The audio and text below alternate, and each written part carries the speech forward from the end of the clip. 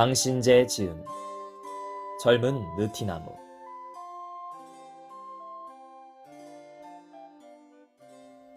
1. 그에게서는 언제나 비누 냄새가 난다. 아니, 그렇지는 않다. 언제나라고는 할 수 없다. 그가 학교에서 돌아와 욕실로 뛰어가서 물을 뒤집어 쓰고 나오는 때면 비누 냄새가 난다. 나는 책상 앞에 돌아앉아서 꼼짝도 하지 않고 있더라도 그가 가까이 오는 것을, 그의 표정이나 기분까지라도 넉넉히 미리 알아차릴 수 있다. 티셔츠로 갈아입은 그는 성큼성큼 내 방으로 걸어들어와 아무렇게나 안락의자에 주저앉든가 창가에 팔꿈치를 짚고 서면서 나에게 빙긋 웃어 보인다. 뭐래? 대개 이런 소리를 던진다. 그런 때에 그에게서 비누 냄새가 난다.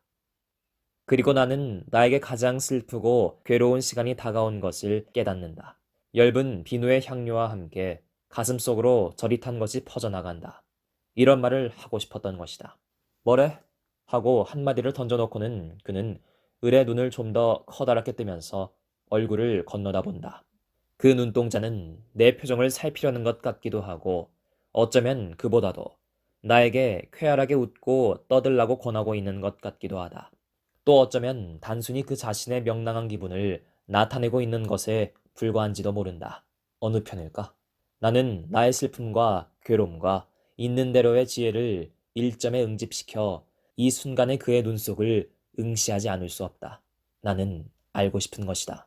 그의 눈속에 과연 내가 무엇으로 비치는가?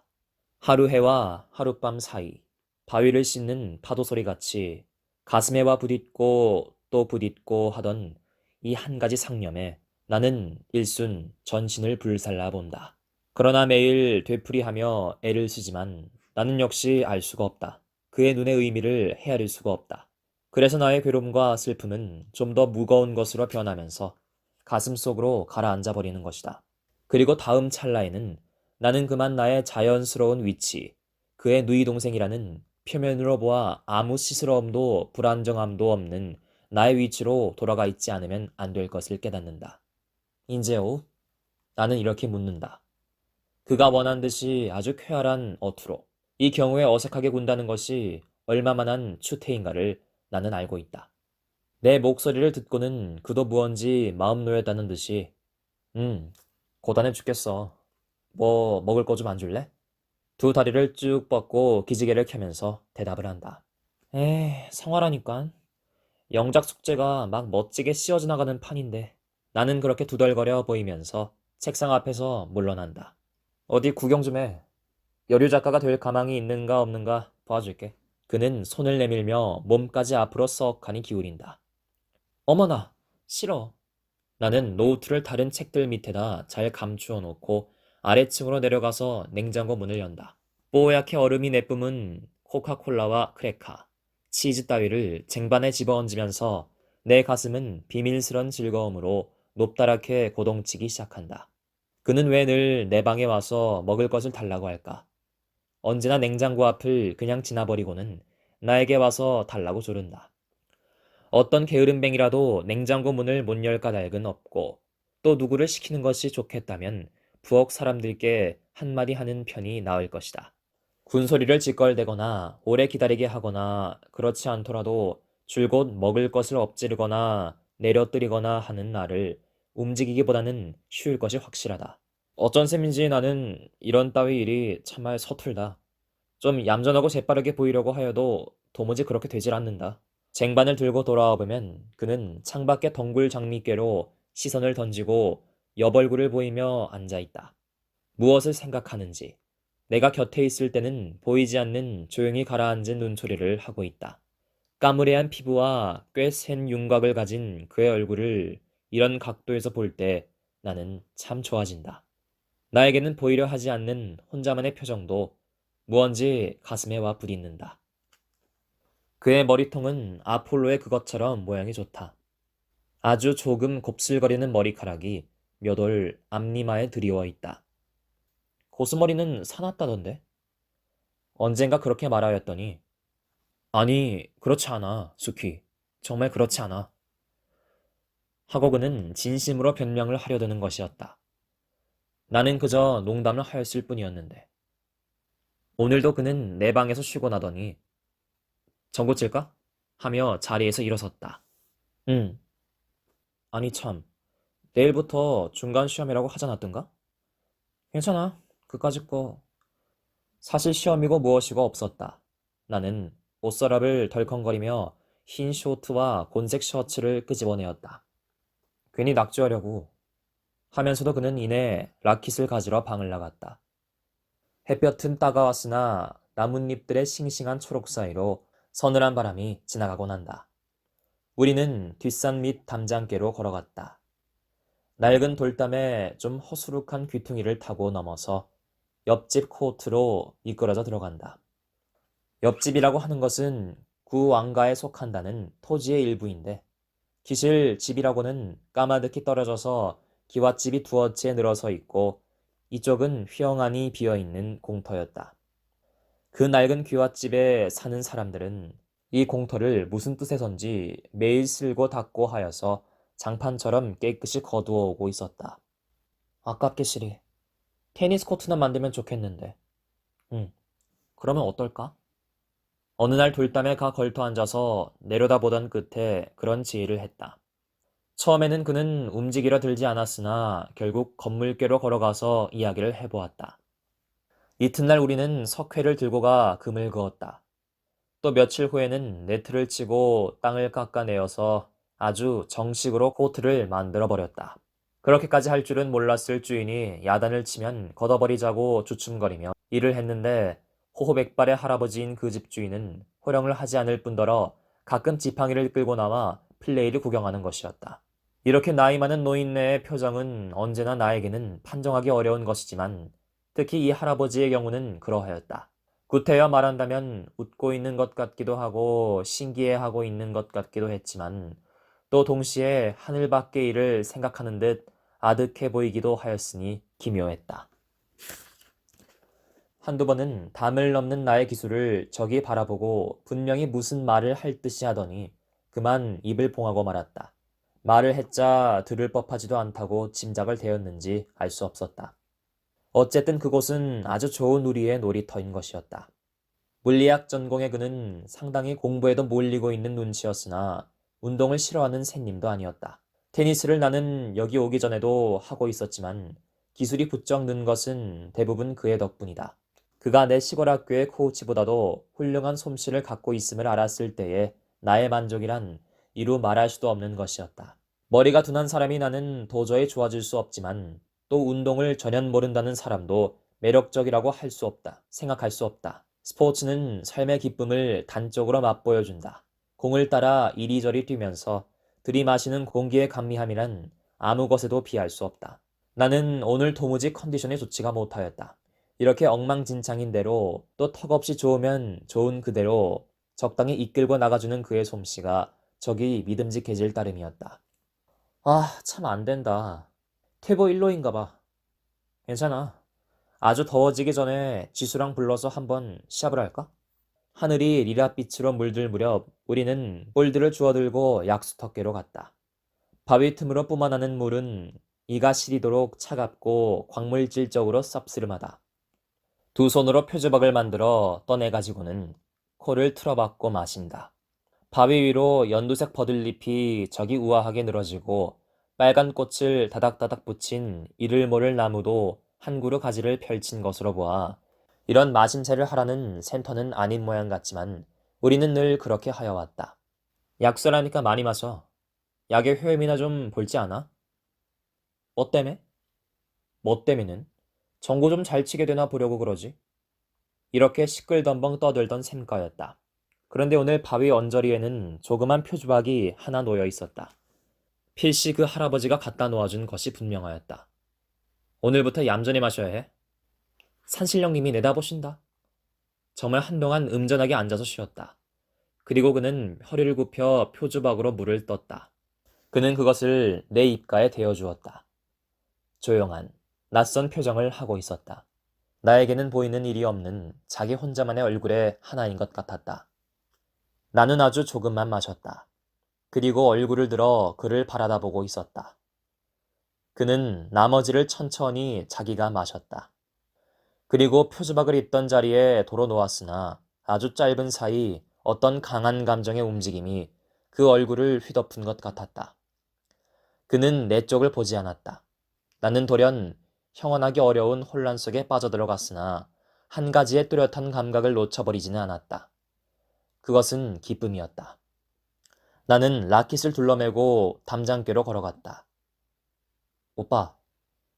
그는 나에게는 그런 명칭을 가진 사람이었다. 오빠. 그것은 나에게 있어 무리와 부조리의 상징 같은 어휘이다.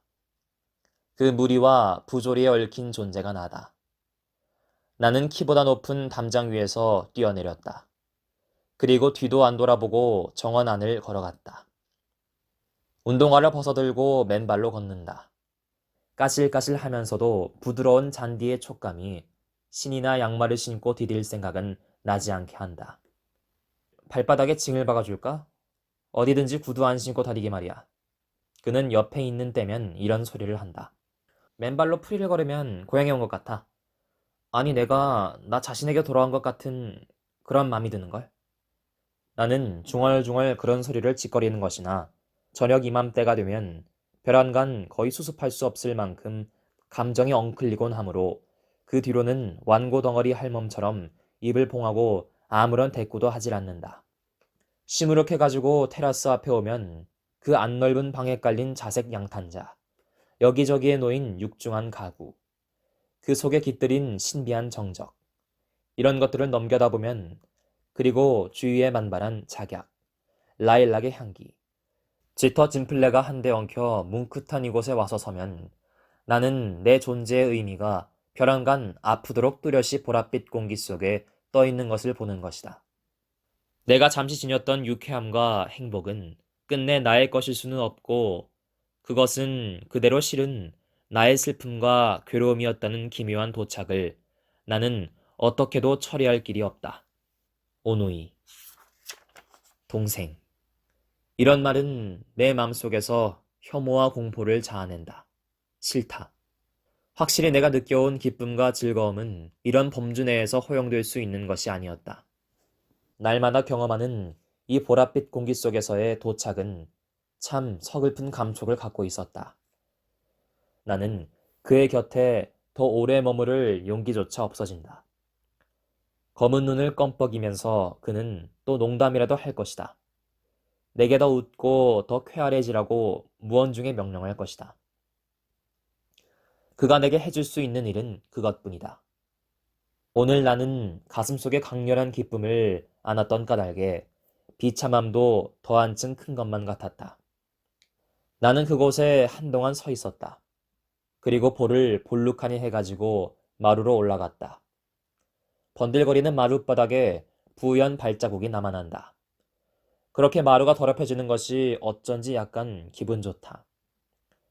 몸을 씻고는 옷을 갈아입으면서 창으로 힐끗 내다보았더니 그는 등나무 밑 걸상에 앉아 있었다. 무릎 위에 팔굽을 짚고 월계숲계로 시선을 던진 모양이 뭔지 고독한 자세 같아 보였다. 그도 조금은 괴로운 것일까? 그러나 무슨 도리가 있담? 까닭없이 그에 대해 잔인해지면서 나는 그렇게 혼잣말을 하였다. 나는 방에 불을 켜지 않고 밖에서 보이지 않을 구석에 가만히 앉아 내다보고 있었다. 주위가 훨씬 어두워진 연에 그는 벤치에서 일어났다. 그리고 사라지기 전에 한참 내 창문께를 보며 서 있었다. 나는 어느 때까지나 불을 켜지 않았다. 저녁을 먹으러 내려가지도 않았다. 그 대신에 그가 마시다 둔 코크의 잔을 집어들었다. 그리고 가만히 입술을 대었다. 아까 그가 내가 마신 표주박에 입술을 대었듯이. 그를 무엇라고 부르면 마땅할까?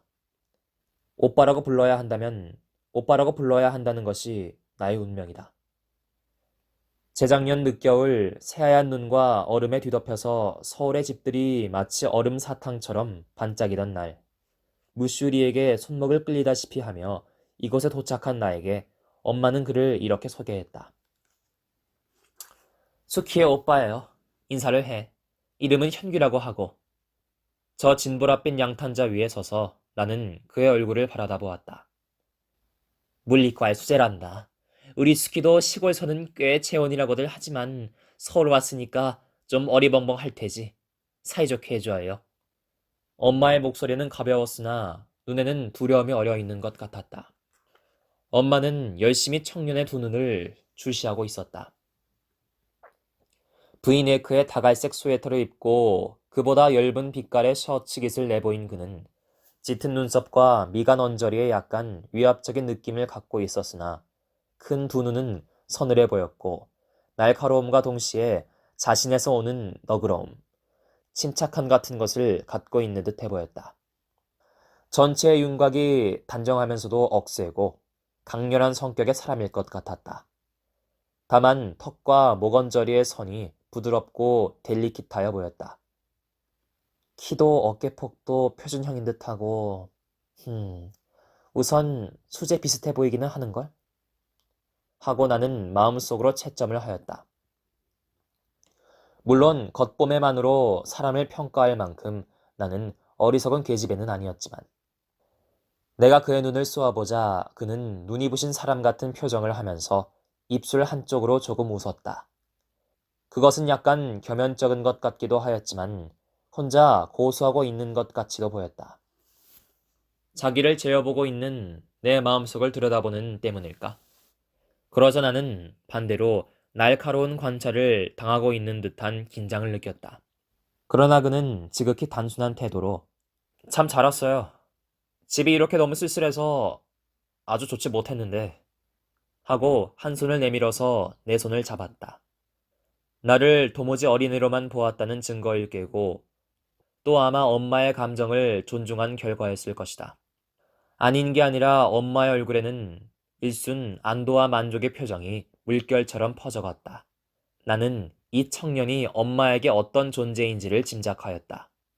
말하자면 그들 인공적인 모자 관계에 있어서는 항상 세심한 배려가 상호간에 베풀어져야 하는 것이다. 무슈리는 매우 대범한 성질이어서 만사를 복잡하게 받아들이지는 않는 것 같았다. 그는 그저 미소를 띠고 우리를 바라다 볼 뿐이고 내가 고단할게라는 소리를 몇 번이나 하였다.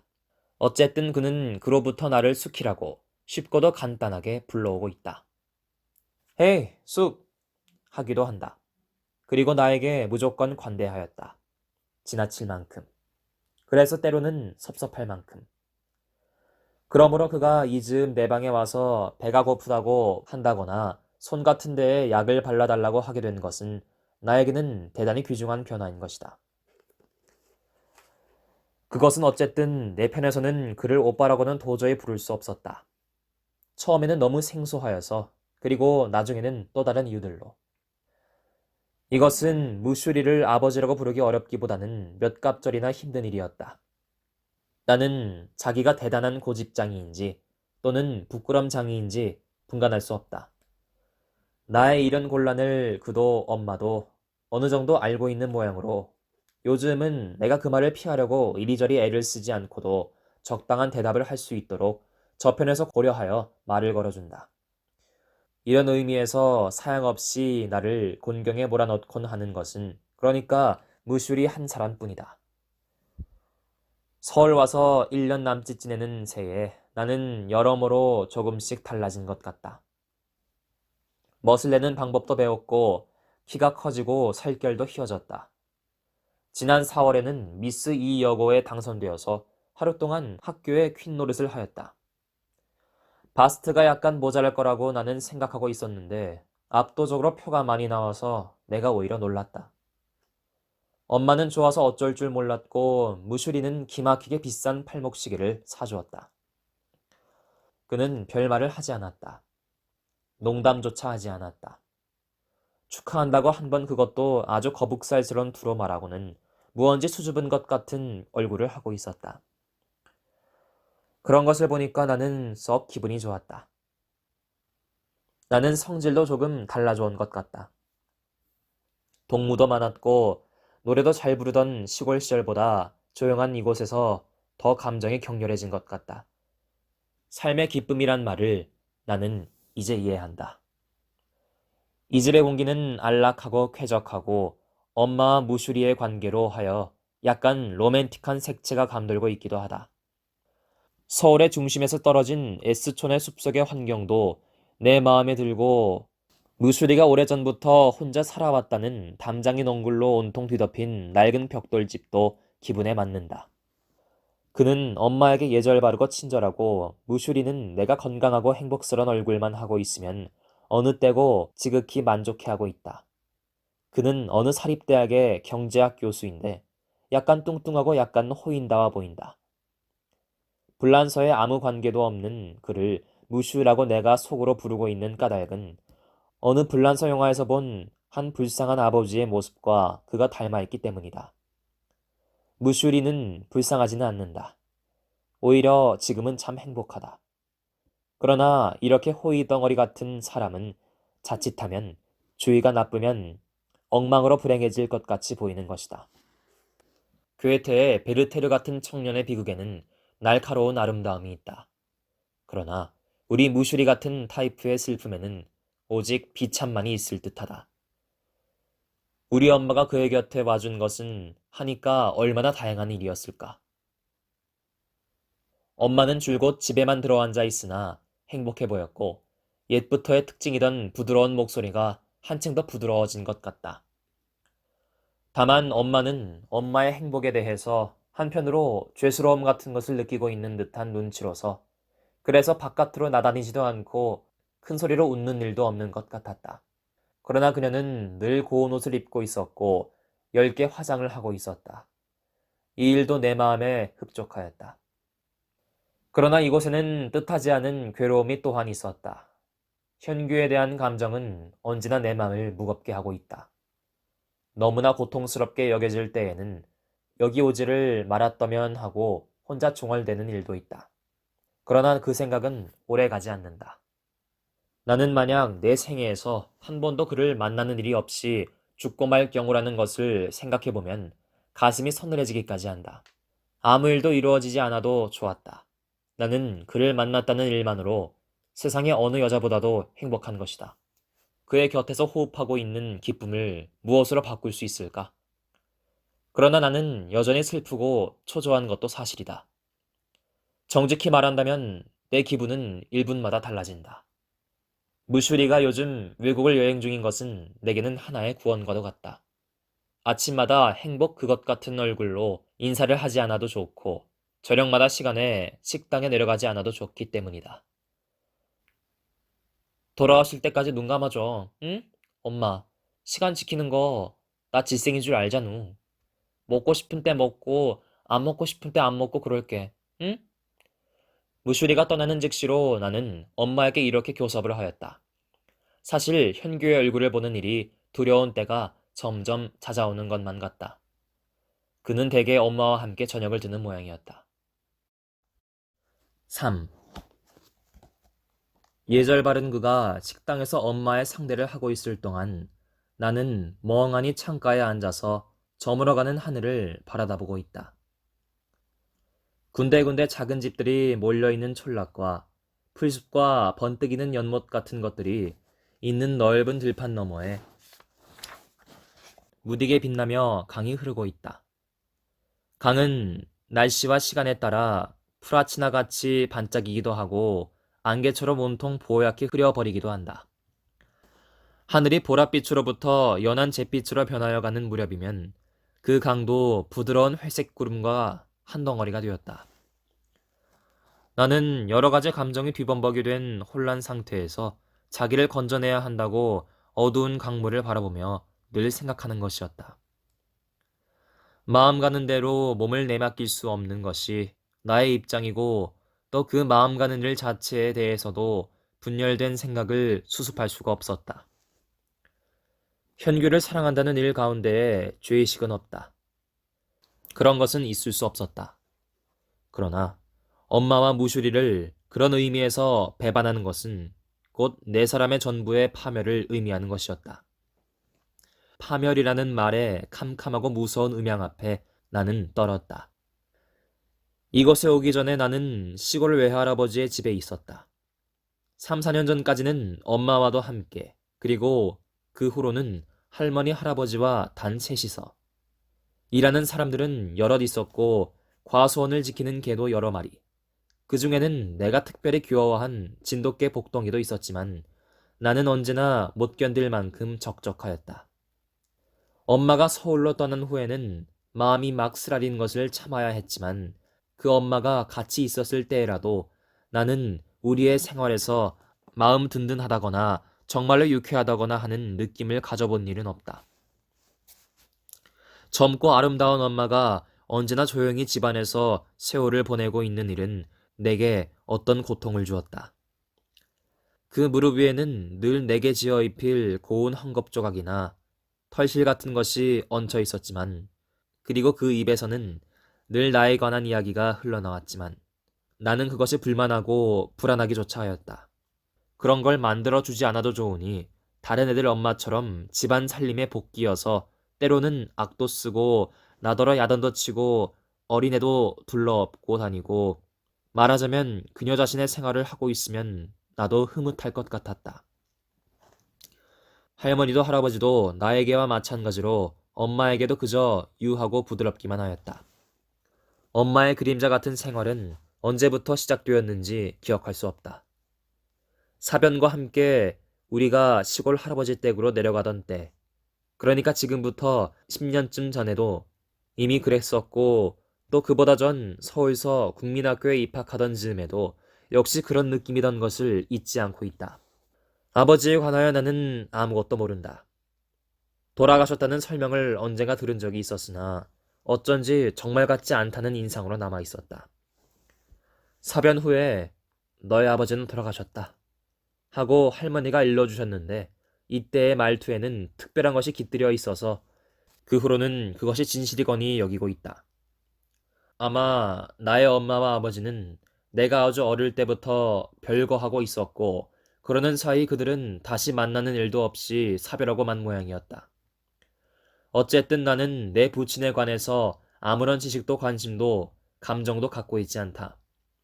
윤이라는 내 성이 그로부터 물려받은 유일의 것이지만 흔한 성이라고 느낄 뿐이다.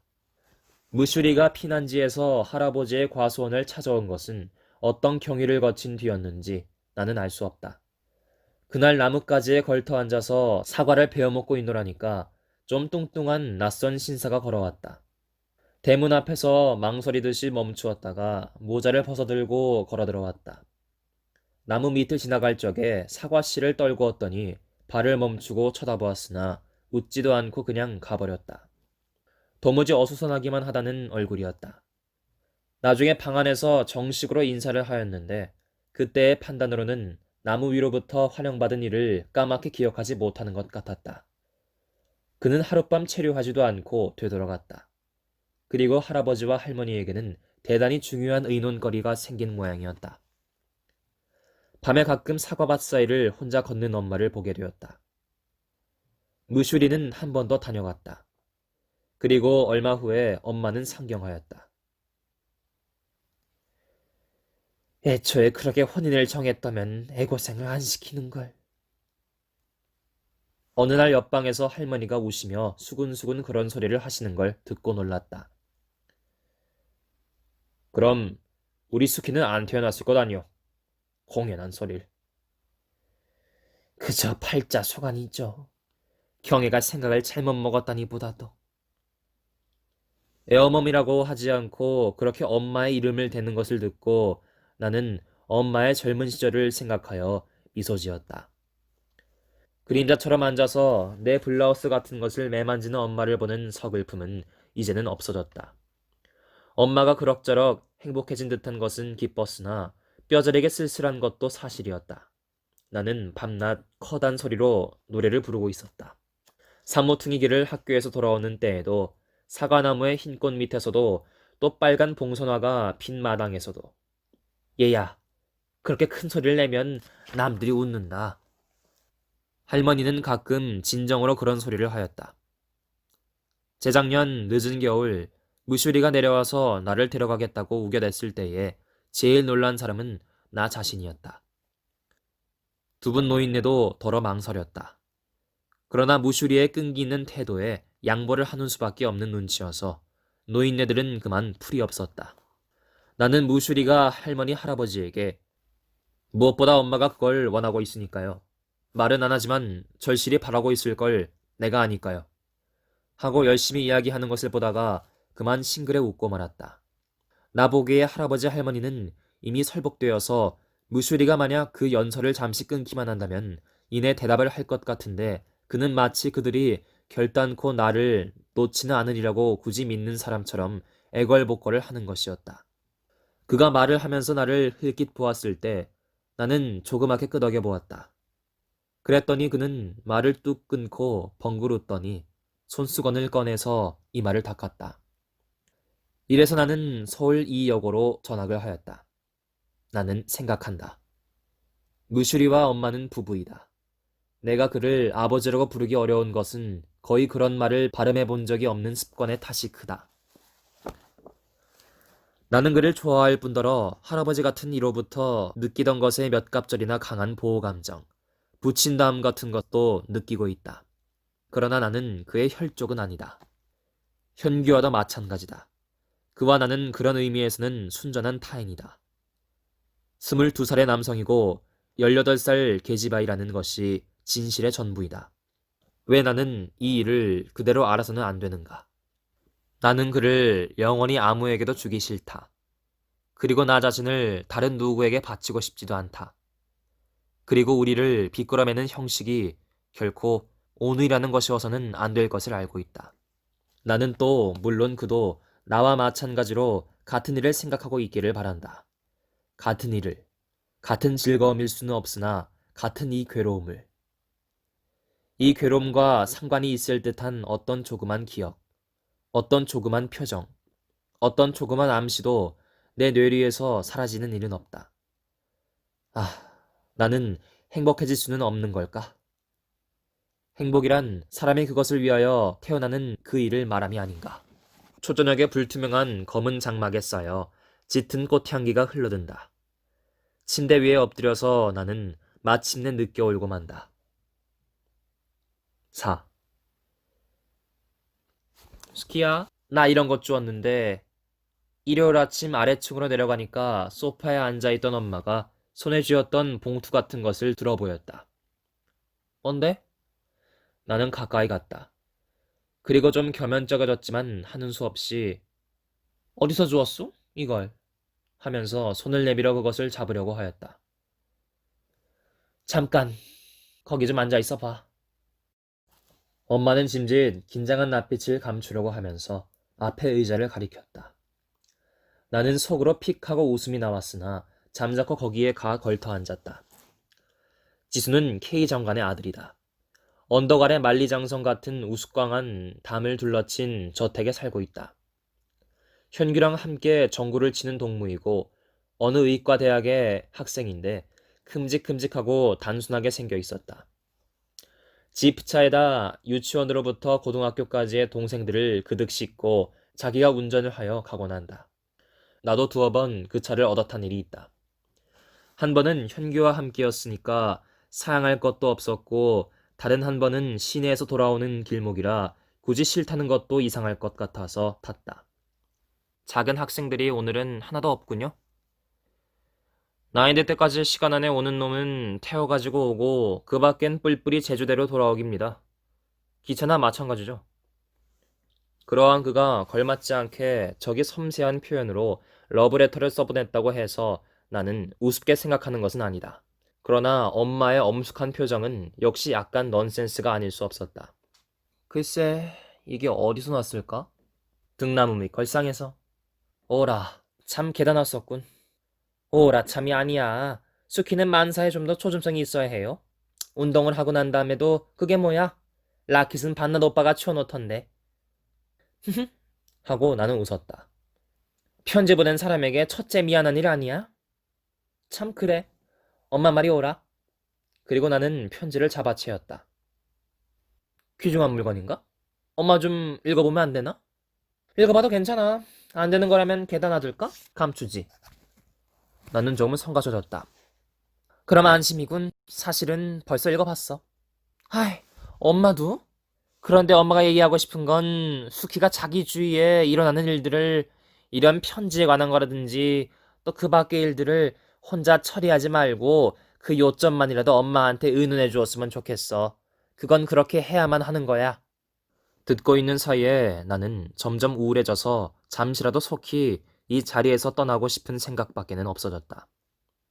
엄마가 언제나 수키 편에 서서 생각하리라는 건 알고 있겠지?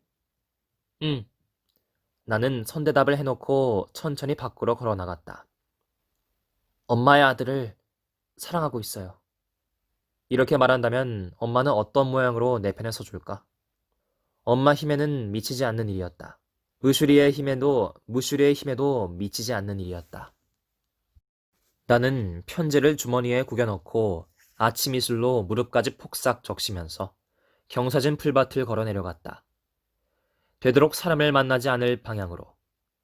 멀리 늪이 바라다 보이는 쪽으로 천천히 걸음을 옮겨갔다.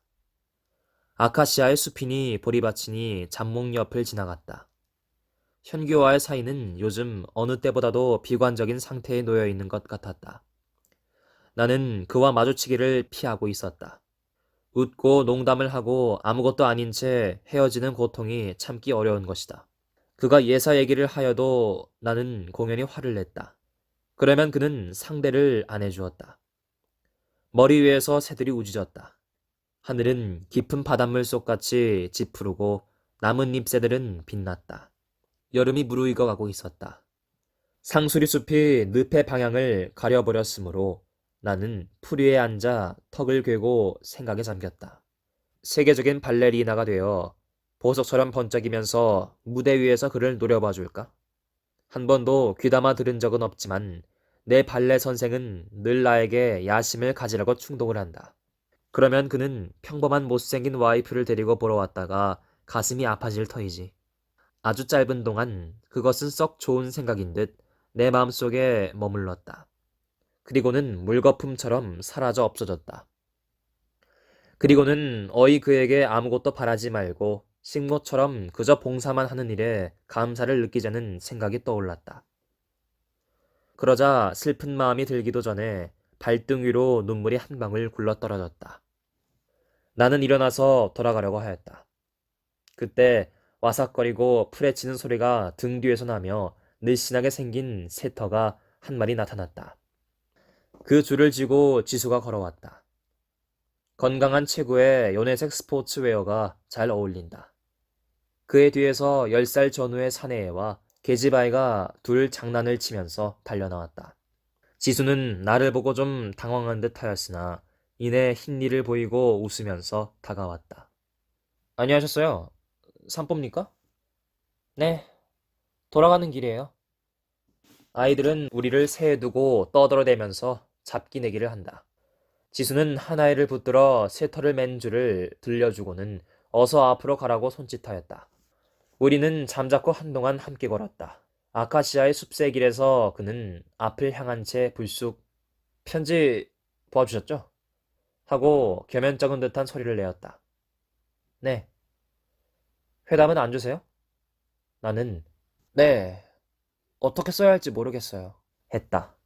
그는 성급하게 고개를 끄덕거렸다. 귀가 좀 빨개진 것 같았다. 그러나 하여간 제 의사를 알아주시긴 했겠죠? 나는 그렇다고 하였다. 그리고 이야기를 끝맺기 위해서 현규가 가까이 또 전구를 치자고 하더라는 말을 했다. 네, 가죠.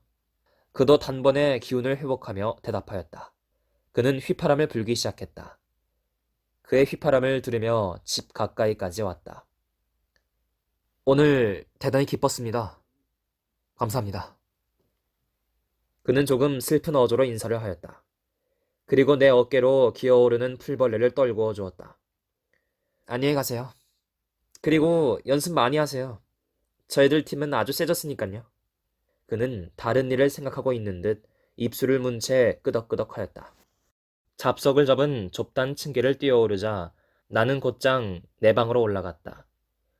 지수가 하듯이 휘파람을 불고 있었다. 어쨌건 기운을 잃어서는 안 된다는 생각이었다. 내 팔뚝이나 스커트에는 아직도 풀과 이슬의 냄새가 묻어 있는 듯 했다. 나는 기운차게 반쯤 열린 도어를 밀치고 들어섰다. 뜻밖에도 거기에는 현규가 이쪽을 보며 서 있었다. 내가 없을 때에 그렇게 들어오는 일이 없는 그라 해서 놀랄 것은 아니었다. 그는 몹시 화를 낸 얼굴을 하고 있었다.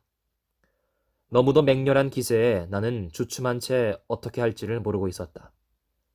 어딜 갔다 왔어? 낮은 목소리에 힘을 주고 말한다. 편지를 거기 둔 건 나의 그라는 친절인가? 그는 한 발 한 발 다가와서 내 얼굴이 그 가슴에 닿을 만큼 가까이 섰다. 어, 어디 갔다 왔어? 나는 입을 꼭 다물었다. 죽어도 말을 할까 보냐고 생각했다. 벼랑간 그의 팔이 쳐들리더니 내 뺨에서 찰칵 소리가 났다. 화끈하고 불이 일었다. 대번에 눈물이 빙글 돌았으나 그는 거들떠보지도 않고 방을 나가버렸다. 나는 멍청하니 창밖으로 시선을 던졌다. 연회색 셔츠를 입은 지수가 숲새길을 걸어가고 있는 것이 보였다. 그리고 조금 전에 지수가 풀벌레를 털어주던 자리도 손에 잡힐 듯이 내려다 보였다. 전류 같은 것이 내 몸속을 달렸다. 나는 깨달았다. 현규가 그처럼 자기를 잃은 까닭을. 부풀어 오르는 기쁨으로 내 가슴은 금방 터질 것 같았다. 나는 침대 위에 몸을 내던졌다. 그리고 새우처럼 팔다리를 꼬부려 붙였다. 소리내며 흐르는 환희의 분류가 내 몸속에서 조금 더 새어나가지 못하도록. 6. 나는 어떻게 하면 좋을까? 밤에 우리는 어두운 숲속을 산보하였다. 어두운 숲속에서 우리는 손을 잡고 걸었다. 그리고 나는 그에게 안겨버렸다. 나는 어떻게 하면 좋을까? 어떻게 해야 할지 점점 더 알 수 없어진다. 여하간 나는 숲속에 가는 길을 그만두어야 한다. 지금 확실히 말할 수 있는 일은 그것뿐이다. 학교에서 돌아오니까 엄마가 기다린다고 안방으로 가라고 했다. 요즘 인사도 않고 나가고 들어오던 나는 우선 가슴이 철컥 내려앉았다. 인제 오니? 그런데 얼굴이 파랗구나. 어디 나쁜 건 아닌가? 엄마는 내 이마에 손을 얹어보았다. 오빠는 밤늦어야 돌아오고 수키도 이렇게 부르지 않는 보기 어렵고. 엄마는 조금 웃었다. 아무것도 알지 못하는 웃음 같았다. 편지가 왔는데 어쩌면 엄마가 미국을 가야 할지 모르겠어. 그렇게 되면 1년이나 아마 그쯤은 못 돌아올 것 같은데 수키하고 오빠를 버리고 가기도 어렵고. 그래 싫다고 몇 번이나 회답을 냈지만. 엄마는 조금 외면을 하였다. 어떨까? 오빠는 찬성을 해주었는데. 그러면서 내 눈속을 들여다보았다. 나도 좋아요. 우리는 그러면 어떻게 되는 걸까 하고 멍하니 생각하면서 나는 대답하였다. 고맙다. 그럼 구체적으로 어떻게 할지는 내일이라도 또 의논하지. 큰댁 할머니더러 와 계셔 달랄까? 그래도 미덥지 않긴 마찬가지고. 큰댁의 꼬부랑 할머니는 사실 오나마나 마찬가지였다. 엄마가 없는 이 집에서 어떤 일이 일어나려고 하는 걸까? 현규와 단둘이 있어야 할 일을 생각하니 얼굴에서 피키가 가시었다. 아무도 막아낼 수 없는 운명적인 사건. 이미 숲속에 가지 않는 것쯤으로는 어찌할 수도 없는 벅찬 일이 생기고야 말 것이다. 잠을 잘 수 없었다. 내 온 신경을 가엾은 상처처럼 어디를 조금만 건드려도 피를 흘렸다. 며칠이 지나니까 나는 더 견딜 수 없어졌다. 할머니한테 갔다 온다고 우겨대어서 서울을 떠났다. 다시는 그곳에 돌아가지 않으리라고 결심하였다. 다시는 학교에 다니지도 않으리라고 마음먹었다. 내 삶은 일단 여기서 끝막았다고 그렇게 생각을 가져야만이 모든 일이 수습될 것 같이 여겨졌다. 그것은 칼로 살을 도려내는 듯한 아픔이었다. 그러나 다른 무슨 일을 내 머리로 생각해낼 수 있었을까? 날이면 날마다 나는 뒷산에 올라갔다. 1시간 남짓 한 거리의 여승들의 절이 있다. 나는 절이라는 곳이 싫었으나 거기를 좀 더 지나가면 마음에 드는 장소가 나타났다. 들장미의 덤불과 젊은 나무들의 초록이 바람을 바로 맞는 등성이었다. 바람을 받으면서 앉아있곤 하였다. 젊은 느티나무의 그루 사이로 들장미의 엷은 훈향이 흩어지곤 하였다. 터키즈 블루의 원피스 자락 위에 흰 꽃잎을 뜯어서 올려놓았다. 수없이 뜯어서 올려놓았다. 꽃잎은 찬란한 하늘 밑에서 이내 색이 바래고 초라하게 말려들었다. 그리고 있다가 시선을 들었다. 다음 찰나에 나는 나도 모르게 일어서 있었다. 현규였다. 그는 급한 비탈을 올라오고 있었다. 입을 일자로 다물고 언젠가처럼 화를 낸 것 같은 얼굴이었다. 아니, 일자로 다문 입은 좀 슬퍼 보여서 화를 낸 것 같은 얼굴은 아니었다. 그가 2, 3미터의 거리까지 와서 멈추었을 때 나는 내 몸이 저절로 그 편으로 내다른 것 같은 착각을 느꼈다. 사실은 그와 반대로 젊은 느티나무 둥치를 붙든 것이었다. 그래, 수키. 그 나무를 놓지 말어. 놓지 말고 내 말을 들어. 그는 자기도 한두 걸음 뒤로 물러서면서 말하였다. 그 얼굴에는 무언지 참담한 것이 있었다. 수키는 돌아와서 학교에 가야 해. 무엇이고 다 잊고 공부를 해야 해. 나도 그렇게 할 작정이니까. 우리는 헤어져 있어야 해. 어머니가 떠나시려면 비용도 들 테니까 집은 남 빌려주자고 말씀드렸어. 내가 갈 곳도 생각해 놓고. 수키도 어머니 친구 댁에 가 있으면 될 거야. 그렇게 헤어져 있어야 하지만, 수키, 우리에겐 길이 없는 것은 아니야. 내 말을 알아들어 줄까? 그는 두 발로 땅을 꾹 딛고 서서 말하였다. 나는 느티나무를 붙들고 가늘게 떨고 있었다. 그때 숲속에서의 일은 우리에게는 어찌할 수도 없는 진실이었다. 우리는 이 일을 잊을 수도 없고, 이제 이 일을 부정하고는 살아가지도 못할 게다. 우리는 만나기 위해서 헤어지는 것이야. 우리에겐 길이 없지 않아. 외국에 가든지. 그는 부르진 손등으로 얼굴을 닦았다. 내 말을 알아줄까? 스키. 나는 눈물을 그득 담고 끄덕여 보였다. 내 삶은 끝나버린 것이 아니었다. 나는 그를 더 사랑하여도 되는 것이었다.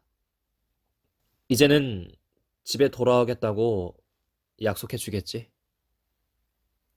내일이건 모레건 속히. 나는 또 끄덕여 보였다. 고마워. 그럼. 그는 억지로처럼 조금 미소하였다. 그리고 빙글 몸을 돌려 산비탈을 달려내려갔다.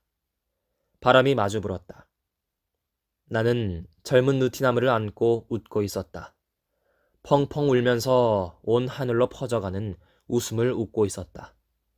아, 나는 그를 더 사랑하여도 되는 것이다.